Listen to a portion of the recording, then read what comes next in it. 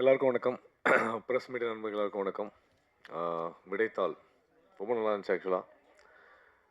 இது மாதிரி short film வந்து நம்ம எடுத்துகிட்டு தான் இருக்கோம், பார்த்துட்டே இருக்கோம். ஆனால் அப்போது இருக்க தப்புகள் குறைஞ்சிட்ருக்கு.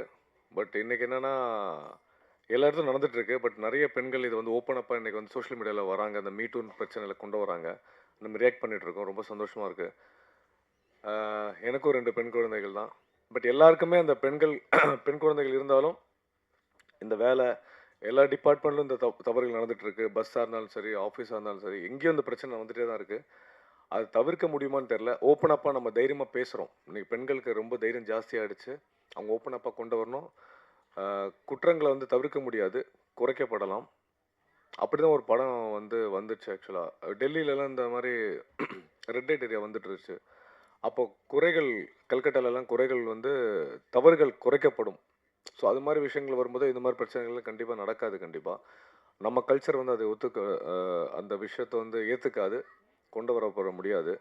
ஓப்பனப்பாக பெண்கள் கொண்டு வரதும், ஓப்பனப்பாக சொல்கிறதுல அந்த குறைகள் வந்து இப்போ இருக்க ட்ரெண்டில் வந்து தைரியமாக வராங்க. ஓப்பனப்பாக இருக்கல ஸ்கூல்ஸில் வந்து செக்ஸ் எஜுகேஷன் வந்து அந்த செக்ஸுன்ற வார்த்தை சொன்னாலே நிறைய பேர் வந்து முகத்தை சுளிக்கிற மாதிரி இருக்காங்க. இது மாதிரி படங்கள் பார்க்கும்போது அதெல்லாம் பெண்களுக்கு ரொம்ப ரொம்ப இம்பார்ட்டன்ட். இதெல்லாம் சின்ன குழந்தைலேருந்து அந்த பேட் டச், குட் டச் எல்லாம் இப்போ ஜனநாயகம் வரப்போகிற விஜய் சாரோட படமே அதோட மெயின் கருத்து அதுதான். அந்த குட் டச், பேட் டச் தான்.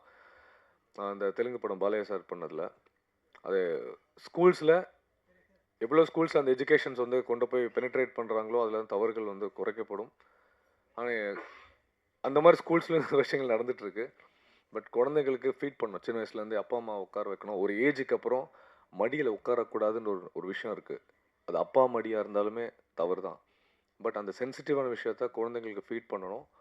அது எல்லா அப்பா பேரண்ட்ஸாக இருக்க நானாக இருந்தாலும் சரி, நீங்களாக இருந்தாலும் சரி, ஒரு ஸ்டேஜில் வந்து அது வந்து குழந்தைங்களோட மைண்டில் அது பண்ணணும்.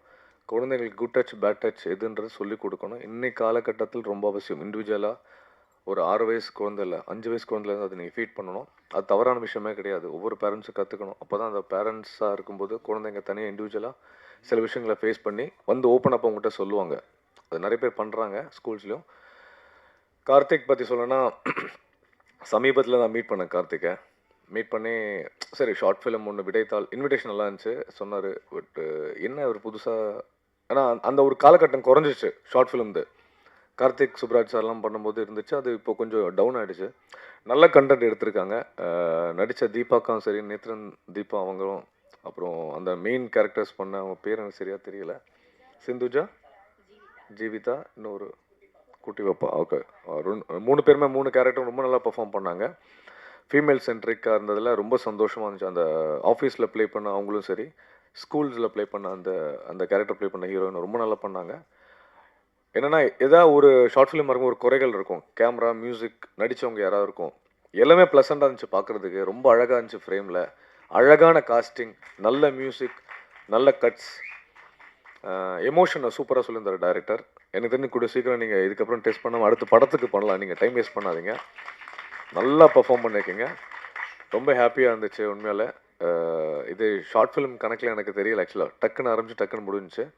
ரொம்ப இன்டென்சிவான ஒரு விஷயத்த சொல்லியிருக்கேன் கார்த்திக். ரொம்ப நீங்கள் எனக்கு தெரிஞ்சு ஒரு பெரிய ஹீரோனோட டேட்டா வாங்கிட்டு அடுத்த ஃபீமேல் சென்ட்ரிக்காக சரியான கதையை பிடிங்க. வாழ்த்துக்கள். வாய்ப்புள்ள நன்றி. Thank you so much. அன்பேஸ்வரன்.